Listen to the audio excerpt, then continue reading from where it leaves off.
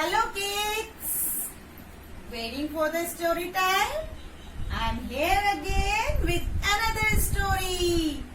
आज रेखा मैम आपको एक कहानी सुनाएगी, एकता का बल, और जिसमें बहुत सारे कबूतर हैं और एक उनका मुखिया। बहुत सारे कबूतर मीन्स पिजन्स एंड उनका मुखिया। तो चलो बच्चों सुनते हैं कहानी एकता का बल।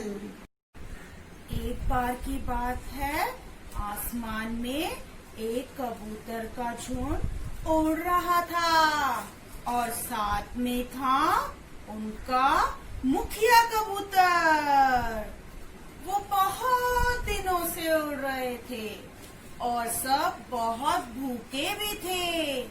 तो अचानक से एक कबूतर को जमीन में बहुत सारे दाने दिखे।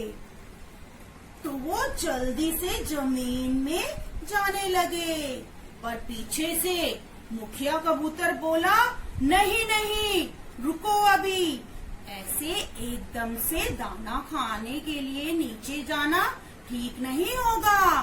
हमें थोड़ी देर किसी पेड़ पे बैठ के देखना चाहिए कि सब कुछ ठीक है। पर किसी भी कबूतर ने उनकी नहीं सुनी और जाके दाना चुगने लगे, क्योंकि वो सब बहुत भूखे थे। तो सब दाना चुगने लगे।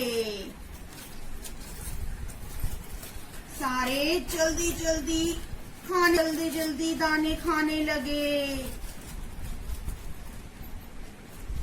पर उनको दूर से कौन देख रहा था? एक शिकारी जो एक पेड़ के पीछे छुपा हुआ था। और उसने जैसे ही देखा कि बहुत सारे कबूतर आ गए हैं, तो वो उनको पकड़ने के लिए उनके पास जाने लगा। और जैसे ही वो उनके पास जाने लगा, कबूतर डर गए और उड़ने की कोशिश करने लगे। पर वो सब जाल में फंस चुके थे और उड़ नहीं पा रहे थे, क्योंकि जो शिकारी था उसने वहां पे जाल बिछा रखा था, जिसमें वो सब फंस जाते हैं। ये सब पेड़ से उनका मुखिया देख रहा था, जो नीचे उतरकर नहीं आया था। तो उसने देखा कि सारे कबूतर तो जाल में फंस गए हैं और सारे कबूतर कोशिश कर रहे थे जाल से निकलने की, पर वो सब उड़ ही नहीं पा रहे थे। तो मुखिया कबूतर ने बोला कि तुम घबराओ मत, सब मिलकर कोशिश करो। अगर तुम सब मिलकर कोशिश करोगे तो ये जाल को लेकर उड़ सकते हो। और मेरा एक दोस्त है चूहा, जो इस जाल को काट देगा। उन्होंने बहुत कोशिश करी, पर तब भी वो जाल से निकल ही नहीं पा रहे थे। इसीलिए बच्चों कहते हैं कि बड़ों का कहना मानना चाहिए।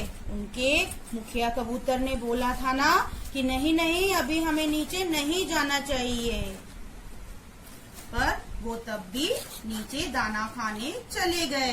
पर उनके मुखिया कबूतर ने जैसे ही उनको बोला कि तुम्हें एक साथ जोर लगाना पड़ेगा, और मैं जैसे ही फुर बोलूंगा तुम एक साथ जाल को लेकर उड़ना। तो जैसे ही मुखिया कबूतर ने बोला फुर, तो सारे कबूतर एक साथ उड़ गए और जाल को लेकर उड़ चले।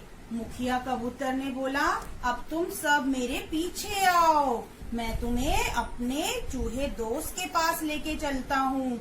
वो तुम्हारा ये जाल काट देगा और तुम्हें मुक्त कर देगा। तो सब मुखिया कबूतर के पीछे उड़ने लगे और चूहे के पास पहुंच के नीचे बैठ गए।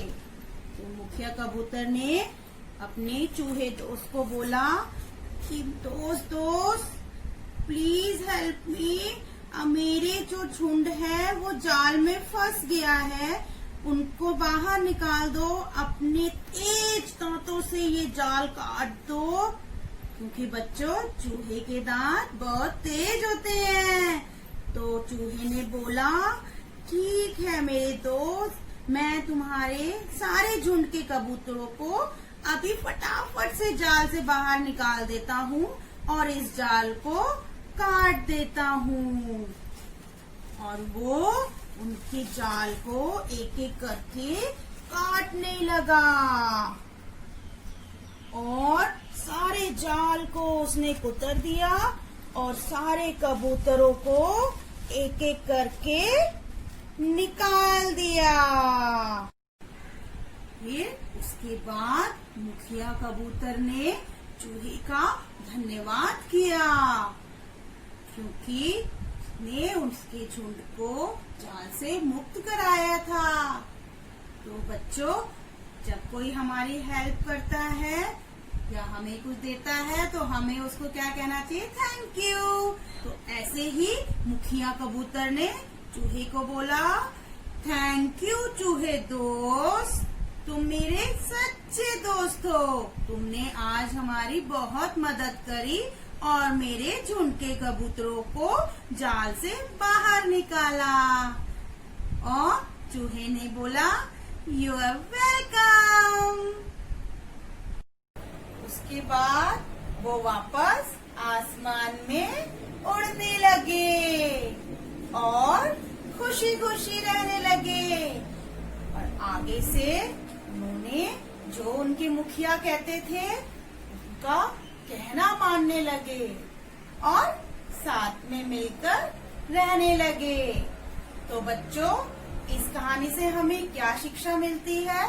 इस कहानी से हमें शिक्षा मिलती है कि एकता में बहुत बल होता है और अगर हम साथ मिलकर कोई भी काम करें तो बड़े से बड़ा काम आसानी से हो सकता है।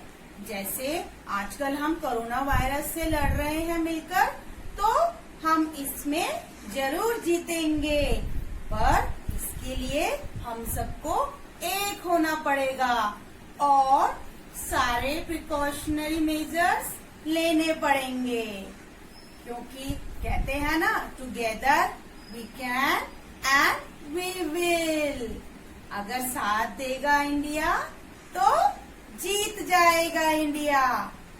तो इसका मतलब कि हम सब मिलकर कोई भी बड़े से बड़ा काम कर सकते हैं और किसी भी बड़ी से बड़ी मुश्किल को हल कर सकते हैं।